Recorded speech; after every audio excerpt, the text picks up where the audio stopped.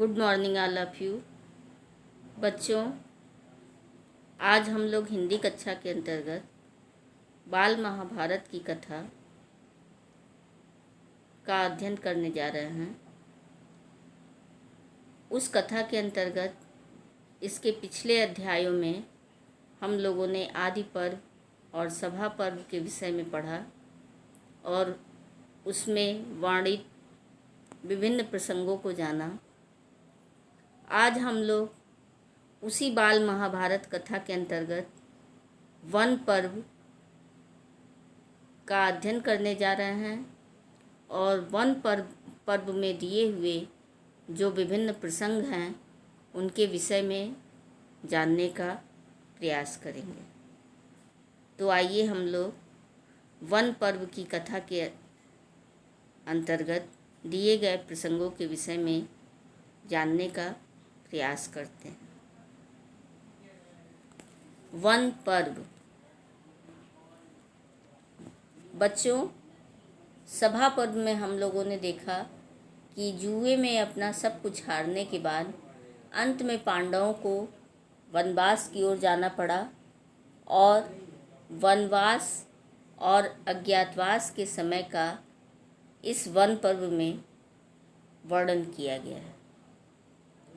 जब पांडव अपना सब कुछ जुए में हार गए तो उसके बाद दुर्योधन की शर्त के अनुसार उन्हें 13 वर्ष का वनवास बिताना था और उन्होंने उसी वनवास को बिताने के लिए वन की ओर जाने को प्रस्थान किए और उनका 1 वर्ष का समय अज्ञातवास का था। उस समय जो माता कुंती थीं वो वृद्धावस्था में पहुंच चुकी थीं और काफ़ी निर्बल और असहाय हो गई थीं। इसलिए उन्होंने सोचा कि ये वन के कष्टों को सहन नहीं कर पाएंगी। इसलिए युधिष्ठिर ने उन्हें समझा बुझाकर विदुर जी के घर छोड़ दिया। अर्जुन की जो दूसरी पत्नी सुभद्रा थी वह अपने पुत्र अभिमन्यु और द्रौपदी के 5 पुत्रों सहित द्वारिका में श्री कृष्ण के संरक्षण में चली गई और पांडव द्रौपदी को साथ लेकर वन की ओर चल दिए। पांडवों के वन जाने का समाचार जब हस्तिनापुर वासियों को मिला तो वह भी उनके साथ हो लिए। युधिष्ठिर ने उन्हें समझा बुझाकर वापस भेज दिया, लेकिन जो पांडवों के पुरोहित थे धौम्य ऋषि वह उनके साथ साथ चलते रहे। उन्हें यह चिंता थी कि वन में रहते हुए 12 वर्षों तक उनका जीवन निर्वाह किस प्रकार होगा। तो धौम्य ऋषि ने युधिष्ठिर से कहा कि तुम सूर्य देव की उपासना करो, क्योंकि सूर्य देव ही सबके जीवन का निर्वाह करने के लिए सामग्री जुटाते हैं। तो उनके इस सुझाव पर युधिष्ठिर ने सूर्य देव की उपासना की, जिससे प्रसन्न होकर सूर्य देव ने युधिष्ठिर को एक अच्छा पात्र दिया और कहा कि द्रौपदी जो कुछ भी भोजन बनाएगी इसी पात्र में रखेगी। इसमें वह प्रतिदिन चाहे जितने व्यक्तियों का भोजन कराएगी वह पात्र कभी खाली नहीं होगा। उस पात्र की यही विशेषता थी कि अगर उसमें अन्न का एक भी कण लगा रहेगा तो उसमें कभी वह पात्र जो है कभी खाली नहीं होगा। और उसके बाद सूर्य देव ने युधिष्ठिर को वह पात्र दिया और अदृश्य हो गए। तो पांडवों की जो मूल आवश्यकता थी भोजन की वह समाप्त हो गई। आगे फिर हस्तिनापुर में जो विदुर जी थे वह पांडवों को बहुत मानते थे, तो वो हमेशा उनकी चर्चा करते रहते थे। एक दिन धृतराष्ट्र को क्या हुआ कि उनके मन में क्या आया कि जब विदुर जी पांडवों की चर्चा कर रहे थे तो धृतराष्ट्र नाराज हो गए और बोले कि तुम पांडवों को अगर इतने तुम्हारे प्रिय हैं पांडव, तो तुम उन्हीं के पास चले जाओ। अब धृतराष्ट्र के ऐसे वचनों को सुनकर विदुर जी काम्यक वन में पहुंच गए, जहां पांडवों ने अपना निवास बनाया था, और पांडवों को अपनी सारी आप बीती सुनाई। पांडवों के वन गमन का समाचार सभी जगह फैल चुका था, पूरे भारत में फैल गया था। चारों ओर जो धृतराष्ट्र थे उनकी निंदा हो रही थी। एक दिन यह बात धृतराष्ट्र को भी पता चली, तो उन्होंने अपने सारथी संजय को भेजा कि जाओ और विदुर जी को वापस लाने के लिए प्रार्थना करो। जब संजय विदुर जी के पास पहुँचे तो वहाँ पे कृष्ण भी पांडवों से मिलने आए थे, और उन्होंने उन्हें धर्म मार्ग पर डटे रहने की प्रेरणा दी और आश्वस्त किया कि अब कुरु वंश का विनाश निश्चित है। पांडव वन में सात्विक जीवन व्यतीत कर रहे थे। समय समय पर उन्हें वन में रहने वाले ऋषि मुनियों के दर्शनों का लाभ भी मिल जाता था।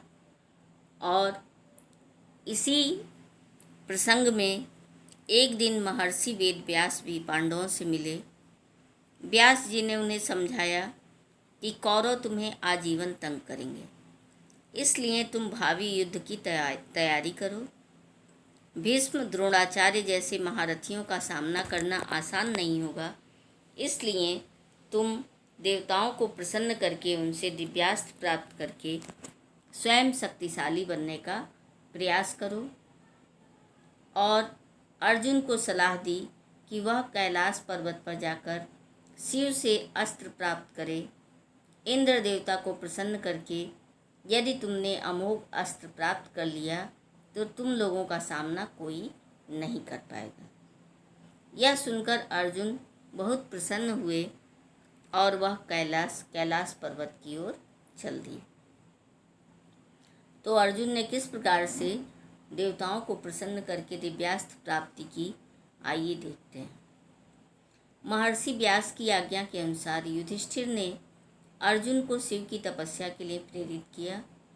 उन्होंने इंद्र और वरुण आदि देवों की उपासना करने की भी सलाह दी, और युधिष्ठिर ने अर्जुन से कहा कि भगवान शिव को प्रसन्न करके उनसे पाशुपत नामक जो अस्त्र है वह प्राप्त कर लोगे तो हम कौरवों को परास्त कर पाएंगे। युधिष्ठिर की बात मानकर अर्जुन उत्साह से भर उठे और उन्होंने अपना धनुष बाण उठाया और शिव का ध्यान करते हुए कैलाश पर्वत की ओर चल दिए। कैलाश पर्वत पर पहुंचने पर उन्होंने देखा कि मार्ग में एक जटाधारी साधु बैठा हुआ है। अर्जुन ने उनके पास जाकर उन्हें प्रणाम किया और कहा कि यह तपोभूमि है, यहाँ अस्त्र लेकर कोई नहीं चलता, तुम कौन हो?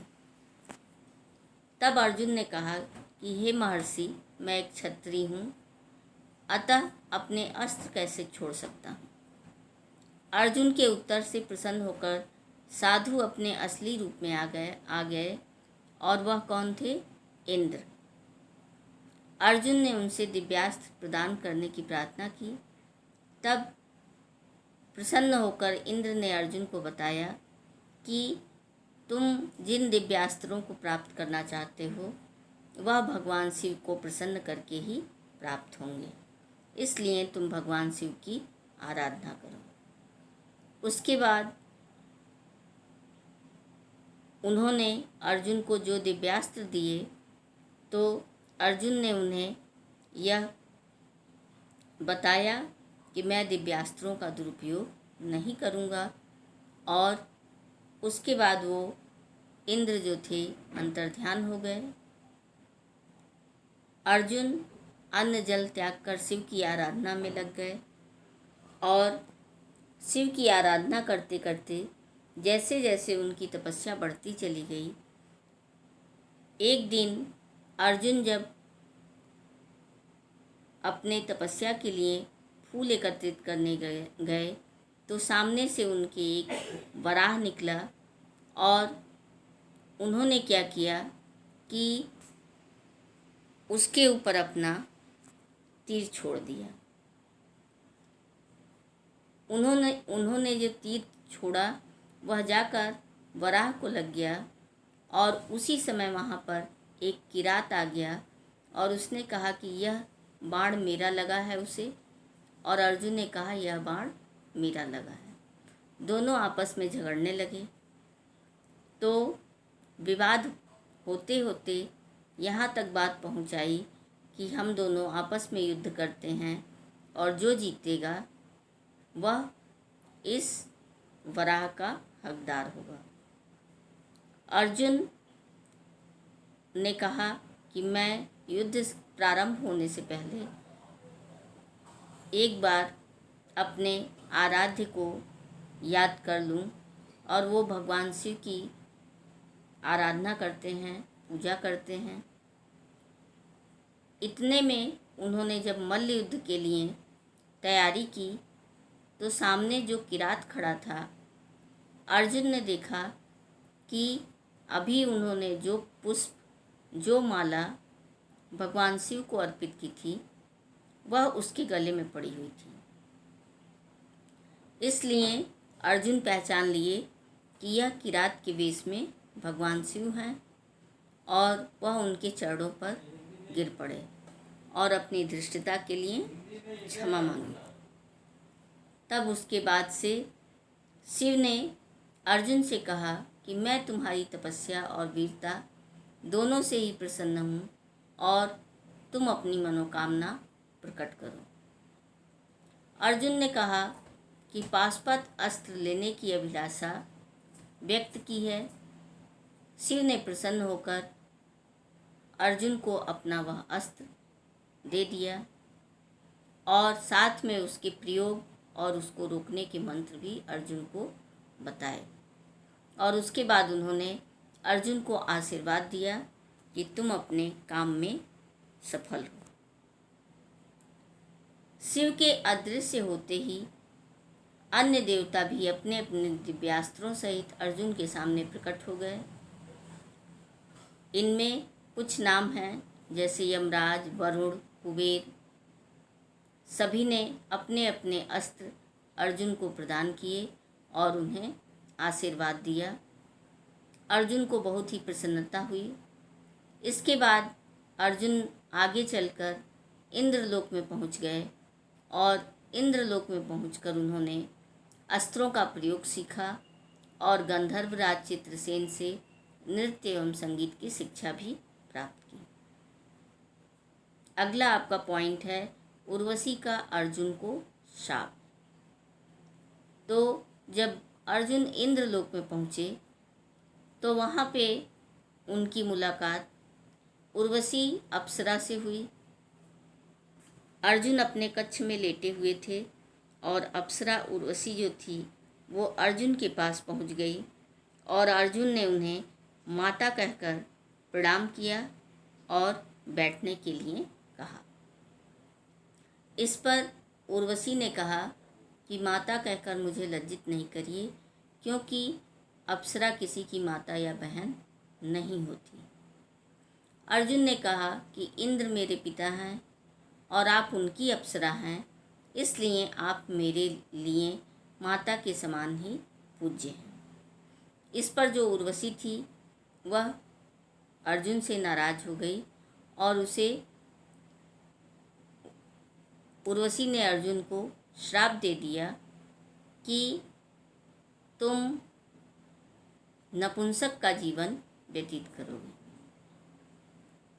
फिर उसने यह भी कहा कि तुम नपुंसक का जीवन तो व्यतीत करोगे, लेकिन जो 1 वर्ष का तुम्हारा वह नपुंसक का समय होगा, यह मेरा जो श्राप है वह तुम्हारे लिए आशीर्वाद सिद्ध होगा और तुम नपुंसक रहते हुए भी अपने काम में सिद्ध होगे और तुम्हें कोई पहचान नहीं पाएगा।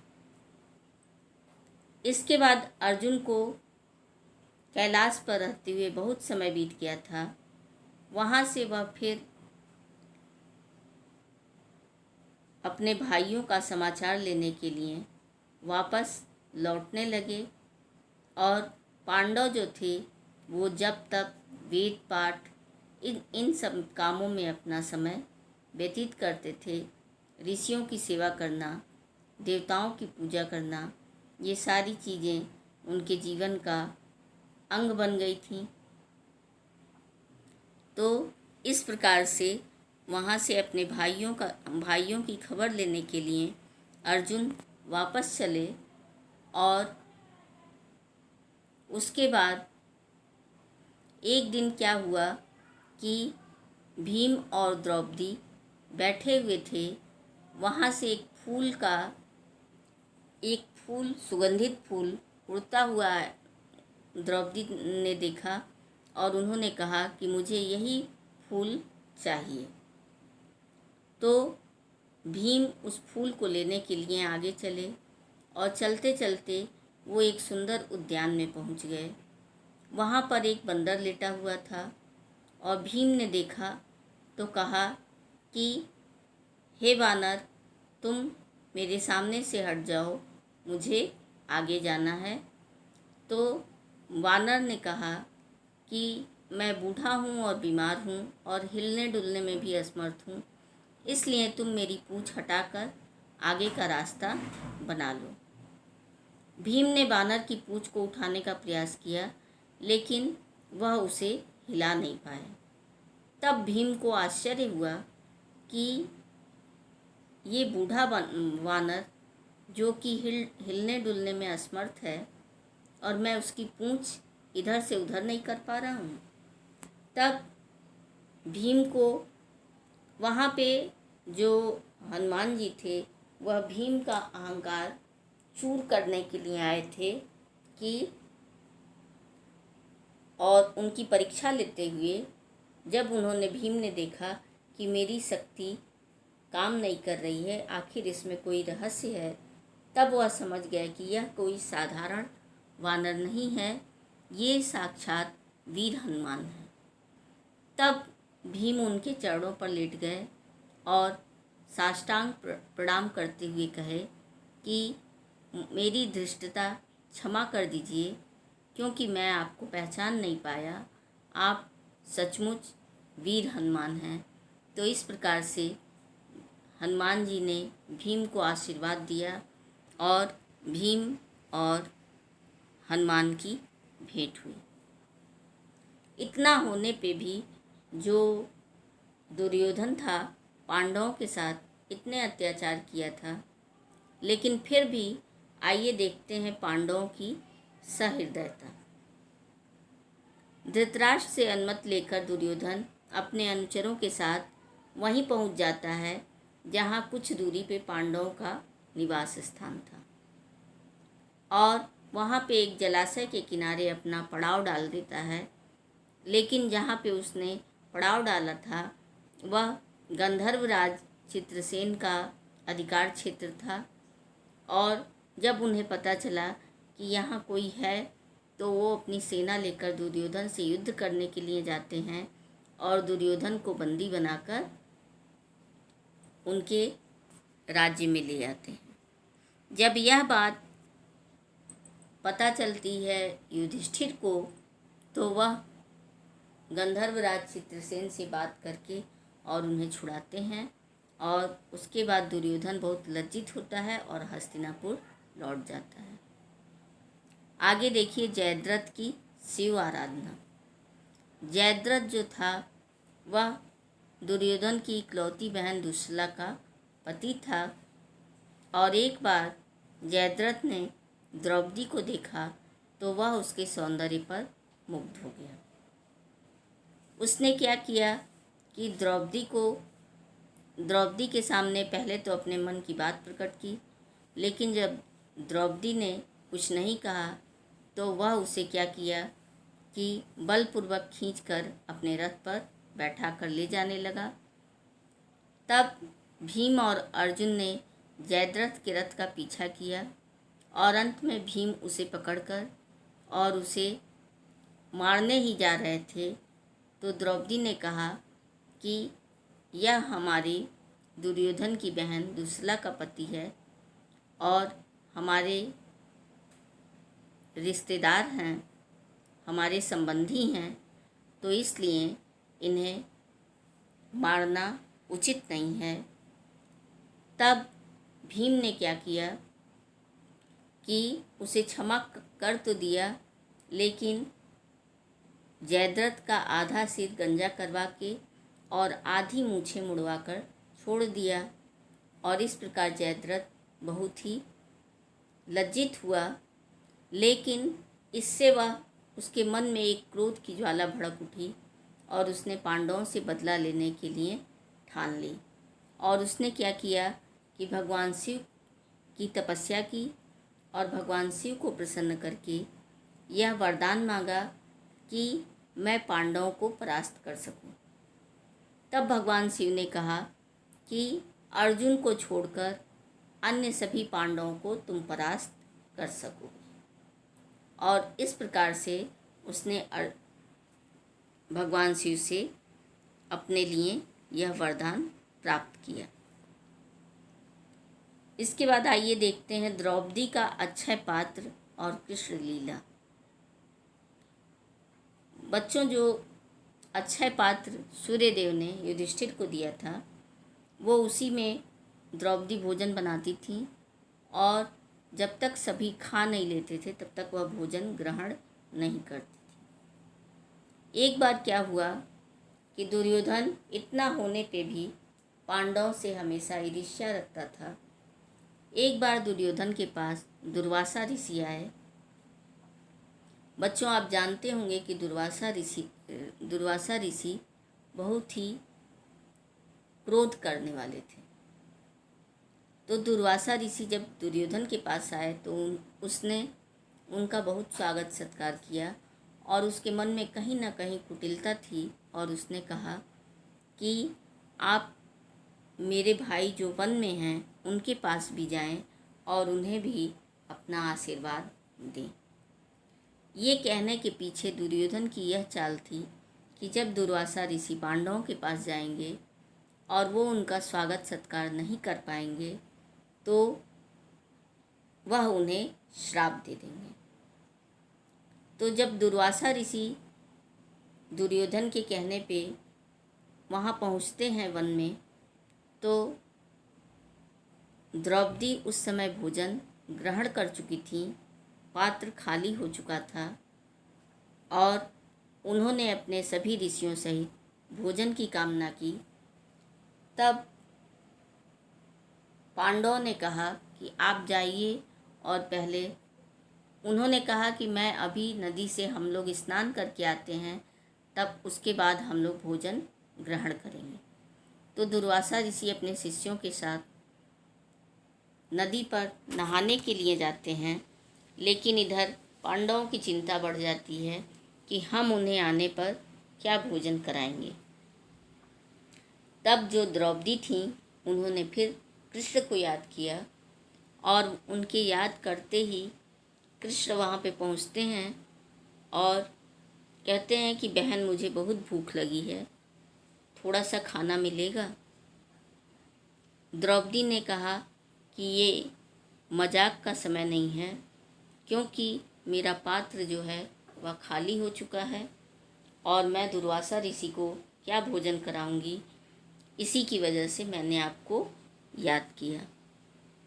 कृष्ण जो है कहते हैं कि तुम झूठ बोलती हो, और उनके रसोई घर में जाते हैं और जहाँ पात्र रखा हुआ था उसमें एक कण अन्न का लगा हुआ था, उसको उठाकर कृष्ण खा लेते हैं। और उनके खाते ही जब वो कहते हैं कि मैं पूरी तरह से तृप्त हो चुका हूँ, तो इधर दुर्वासा ऋषि के जो सारे शिष्य थे वो सभी, उनका भी पेट भर जाता है।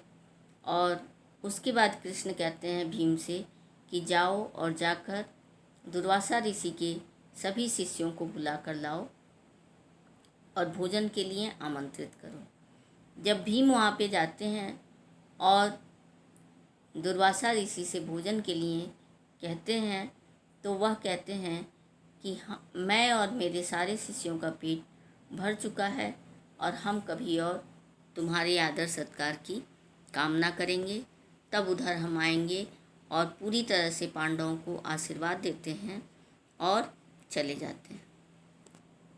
तो ये थी कृष्ण की लीला।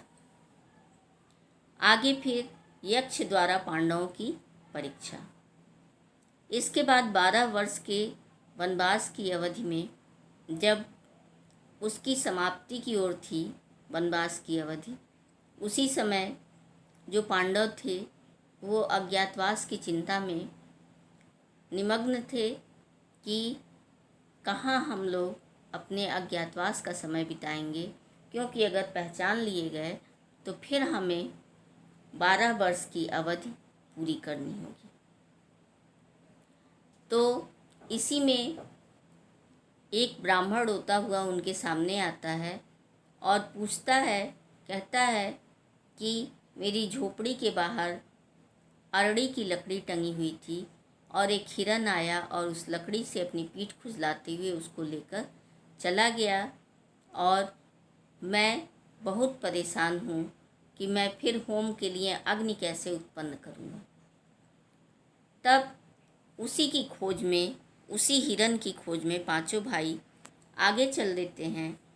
चलते चलते वो भूख और प्यास से व्याकुल हो जाते हैं और उसके बाद वो हिरन की खोज में भटकते भटकते एक वृक्ष के नीचे बैठ जाते हैं।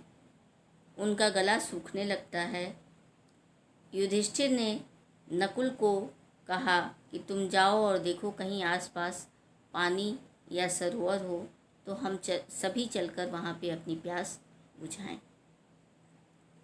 तो नकुल जब आगे जाते हैं तो उन्हें एक सरोवर दिखाई देता है, लेकिन जैसे ही वह सरोवर के जल को हाथ लगाने का प्रयास करते हैं तो उस जल से एक आवाज़ आती है कि हे माद्री पुत्र, यह सरोवर मेरा है, पहले मेरे प्रश्नों का उत्तर दो, उसके बाद जल को ग्रहण करो।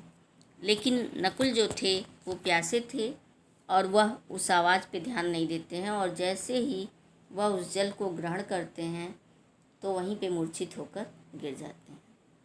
अब नकुल के खोज में सहदेव को युधिष्ठिर भेजते हैं। सहदेव के बाद भीम, अर्जुन सभी बारी बारी से उन्हें खोजने पहुंचते हैं और सभी का यही हाल होता है, क्योंकि सभी प्यासे थे और जब जल से आवाज़ आती थी तो वह उन्हें बिना ध्यान दिए अब पानी पीते थे और वहीं पर मूर्छित होकर गिर जाते थे। जब काफ़ी समय बीत गया और कोई भाई नहीं आए, तब युधिष्ठिर चारों तरफ अपनी दृष्टि घुमाते हैं और उसके बाद वह आगे चलते हैं।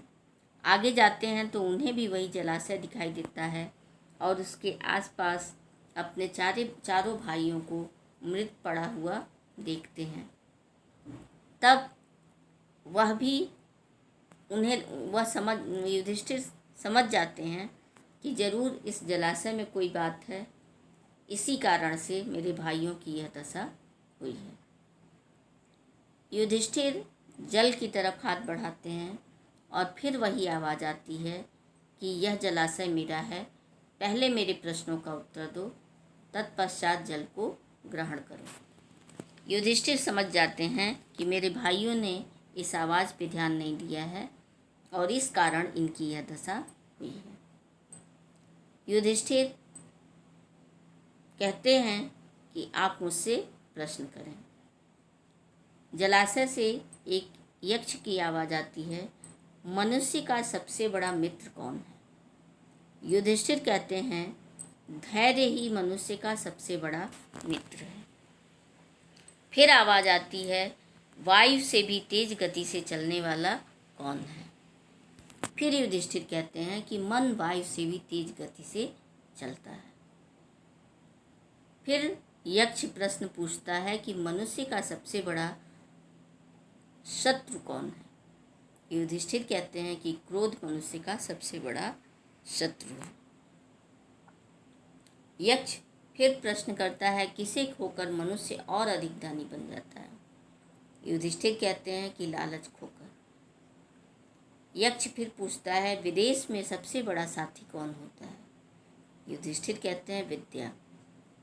यक्ष फिर कहता है, कैसे व्यक्ति के साथ की गई मित्रता कभी पुरानी नहीं होती है। युधिष्ठिर कहते हैं, सज्जन व्यक्ति के साथ की गई मित्रता कभी पुरानी नहीं होती है। यक्ष फिर प्रश्न करता है कि संसार का सबसे बड़ा आश्चर्य क्या है। युधिष्ठिर कहते हैं कि दिन प्रतिदिन हजारों लोग मर रहे हैं। इस संसार में जो भी आता है उसका जाना निश्चित होता है, यही सबसे बड़ा आश्चर्य है। तो अगर इस संसार में कोई जीवित रहने की कामना करता है, वही सबसे बड़ा आश्चर्य है। इस प्रकार युधिष्ठिर के द्वारा दिए गए उत्तरों को सुनकर यक्ष प्रसन्न होते हैं। वो जो यक्ष थे वास्तव में यमराज थे। और उसके बाद उन्होंने कहा, सामने प्रकट होकर कहते हैं कि तुमने मेरे सभी प्रश्नों के उत्तर ठीक दिए हैं और मैं तुमसे बहुत प्रसन्न हूँ। तो तुम अपने चारों भाइयों में से किसी एक को जीवित करवा सकते हो। युधिष्ठिर कहते हैं कि अगर ऐसी बात है तो आप मेरे नकुल को पुनर्जीवित कर दें। तब यमराज फिर एक बार उनसे प्रसन्न होते हैं और फिर को प्रश्न करते हैं कि आखिर तुमने अपने सभी भाइयों को छोड़कर नकुल को ही क्यों जीवन दान देने की सोची। तब युधिष्ठिर कहते हैं कि माता कुंती के सभी पुत्रों में मैं एक जीवित हूँ और माता माद्री के दोनों पुत्र मृत हैं, इसलिए आप उनके एक पुत्र को जीवित कर दें। इससे यमराज बहुत ही प्रसन्न होते हैं और उनके सभी भाइयों को जीवित कर देते हैं और साथ में उन्हें चारों भाइयों सहित सभी को आशीर्वाद देते हैं कि तुम अपने जीवन में सफल होगे और तुम्हारी जो कीर्ति है वह सभी दिशाओं में फैलेगी। तो इस प्रकार बच्चों वन पर्व की कथा संपन्न हुई और वन पर्व के अंतर्गत हम लोगों ने देखा कि पांडव जो थे वन में भटकते रहे और भटकते हुए उन्होंने जो अपना जीवन यापन किया, जो तरह तरह के दिव्यास्त्र प्राप्त किए, द्रौपदी का अक्षय पात्र और कृष्ण की लीला देखी, यक्ष के प्रश्नों को देखा। तो इस प्रकार यह आपका वन पर्व संपन्न हुआ। धन्यवाद।